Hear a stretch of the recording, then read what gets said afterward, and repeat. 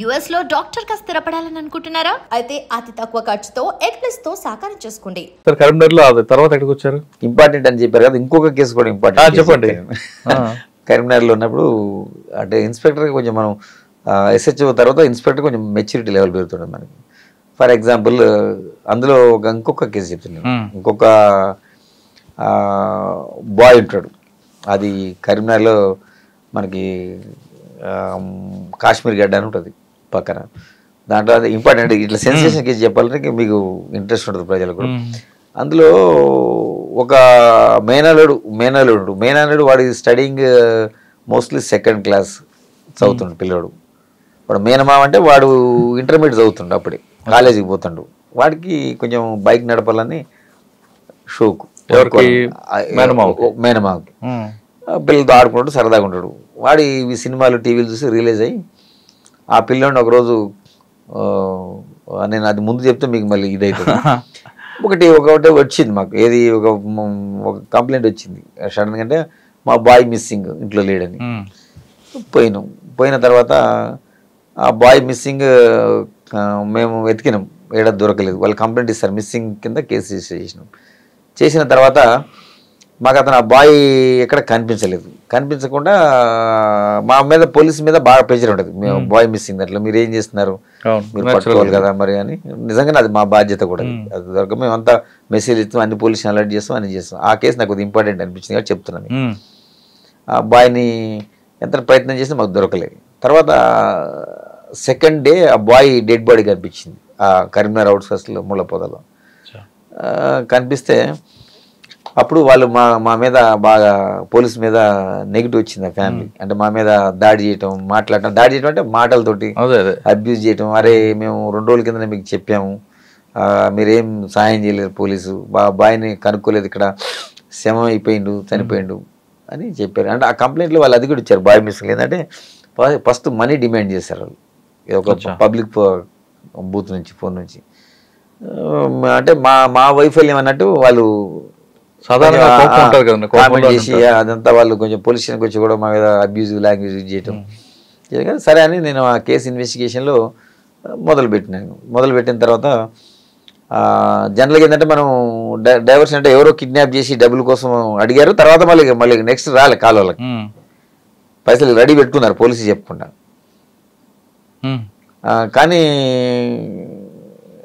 ఇక తర్వాత లేదు, వాళ్ళకి కాల్ లేదు అక్కడి నుంచి. ఇక నేను ఇన్వెస్టిగేషన్లో చూసిన తర్వాత బయట నుంచి చూసినా కానీ నాకేం ఆధారం దొరకలేదు. తర్వాత కుటుంబ సభ్యుల మీద డౌట్ వచ్చింది నాకు. మరి అక్కడ బయట నుంచి ఆధారం లేదంటే నెక్స్ట్ కుటుంబ సభ్యులు పోవాలా, దానికి గట్స్ ఉండాలి కుటుంబ సభ్యుల మీద ఇన్వెస్టిగేట్ చేయాలి. అంటే వాళ్ళు ఏమనుకుంటారు ఆ ఫ్యామిలీ జనరల్గా, అరే మేమే మా కుటుంబ సభ్యులు లాస్ అయినాం, మీ పోలీసు ఇన్ఎఫిషియన్సీ మీరు కనిపెట్టకుండా ఇంకా మమ్మల్ని అనుమానిస్తారని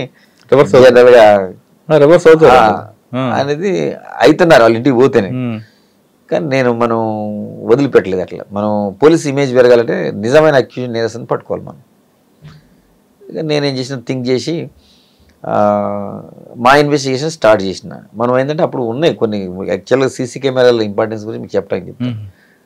సీసీ కెమెరాలతోటి మనం ప్రయత్నం చేసినాం, చాలా చాలా చాలా చాలా చేయంగా ఈ బాయ్ని ఎక్కించుకొని తను వీళ్ళ మేనల్లుడు ఎవరైతే ఉన్నాడో వాడిని ఎక్కించుకొని పోతుండే ఒక ప్లేస్. అంటే అది కూడా క్లారిటీ లేదు, బ్లర్, అప్పుడు అంత క్వాలిటీ లేవు సీసీ కెమెరా, జస్ట్ ఏదో ఇమేజ్ కనపడేది. మనం కష్టపడితే కొంచెం తెలుస్తుంది, అంటే 50-50% ఉంటుంది మనకి. అది ఒక స్కూల్ వాళ్ళు, అది ఏది నాట్ గవర్నమెంట్ ఇన్స్టిట్యూషన్, ఒక ప్రైవేట్ స్కూల్ ఉంటుంది. అంటే మేము సీసీ కెమెరా వేయడం కూడా అదొక ప్రయత్నం. అక్కడ క్యాచ్ ఉంది. అంటే ఆ పిల్లోడిని మర్డర్ కంటే ముందు అతను తీసుకుపోవడం జరిగింది ఒక ప్లేస్లో, మోటార్ సైకిల్ మీద ఎక్కించుకొని పోతాడు. అంటే ఎక్కించుకొని పోవచ్చు కానీ అతన్ని మనం పట్టుకొని మాట్లాడలేము, ఎందుకంటే పిల్లోడిని జనరల్గా ఎక్కించుకోకపోవడం తప్పులేదు కదా, అతని మీద డౌట్ రాదు కదా ఎవరికి. కాకపోతే అతని క్యారెక్టర్ స్టడీ చేసిన ఒక 2 days. అతను కొంచెం ఇంటి దగ్గర నుంచి పైసలు రావడం, చిల్లరగా దోస్తులతోటి తిరగటం, బయట కొంచెం మిస్బిహేవియర్, కొంచెం తాగటం, అట్లా టైప్ ఆఫ్ ఉంది వాడు. అప్పుడు ఏది ఇంటర్మీడియట్లోనే వాడు ఆ లెవెల్లో ఉన్నాడు, సెకండ్ ఇయర్లోనే. డౌట్ వచ్చి వాడిని నైట్ మేము మా పాయింట్ ఆఫ్ వ్యూ ఏం చేస్తాం, బయట పికప్ చేసిన వాడిని. ఇంటి దగ్గర పోయే పరిస్థితి ఉంటుంది, అంటే ధైర్యం కావాలి నాకు కూడా. ఎందుకంటే ఇప్పుడు అప్పటికే వాళ్ళ కుటుంబ సభ్యుల్లో లాస్ అయిండు, సేమ్ వాళ్ళ మేనల్లుడు అంటే వాళ్ళు కూడా ఒప్పుకోరు. అతను పికప్ చేసి ఇక మా పాయింట్ ఆఫ్ లో మేము అవి వేరే విధంగా ఉంటుంది. కొట్టకుండా తీసినాం, ఒక్క దెబ్బ కూడా కొట్టలేదు, అది కూడా చెప్తున్నా సైకలాజికల్గానే. అంటే సీసీ కెమెరా చూపించుకుంటూ మాట్లాడాను. తర్వాత అది ఫస్ట్ డినై చేస్తాడు, చేసినా అతను ఆన్సర్ చేయాలి కదా, హ్యాస్ టు ఆన్సర్, నీకేం కాదు నేను చెప్తామని. సరే కొన్ని రకరకాలు ఉంటాయి అంటే మనం హ్యూమన్ సైకాలజీ బిఎడ్లో కూడా చదివి ఉంటుంది, మీకు తెలిసి ఉంటుంది. ఆ హ్యూమన్ సైకాలజీ అంటే కొడితే పెద్ద విశేషం కాదు, మేము ఎవరిని కొట్టలే, కారు మనం బై క్వశ్చనింగ్ ఇంట్రాగేషన్. ఇంట్రాగేషన్ అంటే ఏమంటే మీరు కొడతారని అనుకుంటారు కాబట్టి జనరల్ ప్రజలు, అట్లనే దాన్ని ఒక్క దెబ్బ కూడా కొట్టకుండా అతని దగ్గర నుంచి ఇన్ఫర్మేషన్ తీసుకొని అక్కడ సీన్ ఆఫ్ అఫెల్స్ మనకి యాక్చువల్గా అట్లా ఉంటుంది, కొరాబరేట్ చేయాలి కేసుని. ఒక చాకు దొరుకుతుంది మనకి, ఏదైతే మర్డర్ జరిగిందో ఆ ప్లేస్లో ఆ చాక్ జరిగింది ఆ పిల్లోడు మాకు అతను అడ్మిట్ అయిపోతాడు. కానీ అతను చంపిందంటే వీళ్ళు ఎవరు నమ్మరు. అవునండి మావాడు బండి ఎక్కించుకోకపోవచ్చు, కానీ ఎట్లా అర్థమైంది నమ్ముతారు. మీరు ఆ ప్లేస్ లో ఉన్నా కానీ నేను కూడా నమ్మను, ఏదో స్టోరీ చెప్తున్నారు పోలీసు అనుకుంటారు, అంటే పోలీసులు కావాలని మా అబ్బాయిని ఇరికిస్తున్నారు అంటారు. అప్పుడు నేనేం చేసిన, ఇప్పుడు ఆ scene of effects videography photography అన్ని చేసిన ఫస్ట్ మర్డర్ అయినప్పుడు ఆ సీన్ లో మనకు ఒక చాకు దొరుకుతుంది, కూరగాయలు కట్ చేసే చాకు. అది ఎవరిదంటే ఆ పిల్లగాడి ఇంట్లో చాక్. అది మేము ఒక 4-5 చాకులు అక్కడ ప్లాన్ చేసి వాళ్ళ అమ్మని పిలిపిస్తాం, ఎవరైతే విక్టిమ్ ఉందో పిలిపించి చూపిస్తాం ఇవన్నీ చాకు, ఇది ఎవరి అమ్మ ఈ చాకులు, అందులో నుంచి ఒక చాకు తీసి ఇది మాది అంటది. ఎన్ని రోజులు అయితే మిస్ అయిందంటే ఆ పిల్లగాడి వెళ్ళి నుంచి కనపడట్లేదు, ఇదే చాకుని వీడు తీసుకుపోయి అక్కడ మర్డర్ చేసిన తర్వాత ఎంత తేలికల నేరస్తుడు కూడా కొన్ని వస్తువులు అక్కడ వదిలిపెడతాడు, అంటే క్లూ వస్తాడు.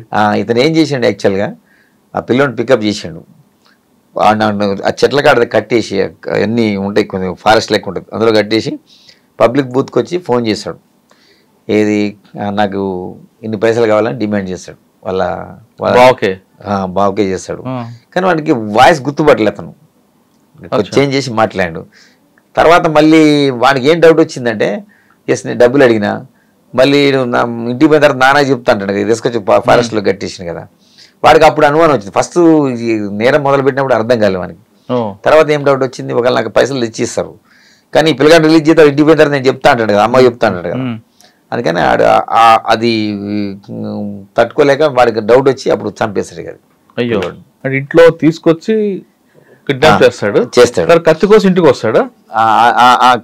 కత్తి కూడా మొదలు తీసుకోండి ప్లాన్ ప్రకారం, ఇంట్లో కత్తే కదా, వాడు అక్కడే ఉంటాడు కదా, వాడు వాళ్ళ ఇల్లు ఇద్దరు పక్క వెళ్ళి వాళ్ళ ఇంట్లో ఏదైతే కూరగాయలు కట్ చేసే చాకు ఉంటుందో ఆ చాకు పికప్ చేసుకొని ఈ పిల్లగాడు పికప్ చేసుకొని ఆ బండి ఎక్కించుకొని వస్తాడు. అంటే చంపేద్దాం ఉద్దేశం, బెదిరిద్దామని బెదిరించి పైసలు తీసుకుందామని. కానీ పైసలు వాడికి అప్పుడు డౌట్ వచ్చింది, ఏమని, ఎస్ నేను పైసలు తీసుకున్నాక వాడు ఆగాడు కదా, సో నన్ను తీసుకొచ్చి కట్టేసిందంటే వాళ్ళకి డౌట్ వస్తుంది కదా, అందుకని అప్పుడు అక్కడ డౌట్ వచ్చి చంపేస్తాడు, అనవసరంగా ప్రాణం తీస్తాడు. ఆ పిల్లడు చనిపోయాడు. అయ్యో కాదండి, పిల్లడు చంపొద్దు అని అంటాడు కదా మేనమామ కదా. అవును, అయినా కానీ వాడు థ్రోట్ కట్ చేసి చంపేశాడు పిల్లడిని. చాలా బాధ అనిపించింది. కాకపోతే ఫైనల్గా మనం అతన్ని పట్టుకోవడం జరిగింది. అప్పుడు మనం ఈ చాకు ఇవన్నీ ఎవిడెన్స్ అని చూపించిన తర్వాత అప్పుడు వాళ్ళు కుటుంబ సభ్యులు లేదా ఎట్టి పరిస్థితుల్లో వాళ్ళకి అనుమానాలు. విచిత్రం ఏంటంటే ఈ పిల్లగాడిని ఎత్తడానికి చంపిన తర్వాత ఇతని బండి మీదనే వాళ్ళ మేనంతా తిరుగుతుంది, మొత్తం ఊరంతా తిరుగుతుంది పిల్లగాడిని ఎత్తడానికి. మీకు ఏమనిపించింది దీని తర్వాత? ఏదైతే నేరం చేసి ఆ ఏజ్లోనే వాళ్ళ మేనత్తని ఎక్కించుకొని ఊరంతా తిరుగుతారు బండి వేసుకొని. కదండి చిన్నపిల్లాడు, మా అమ్మ వద్దన్న కొట్టడానికే చేతులు రావు కదా, వాడి తర్వాత వాడికి కన్విక్షన్ వచ్చిందండి. వానికి కూడా కన్విక్షన్ వచ్చింది.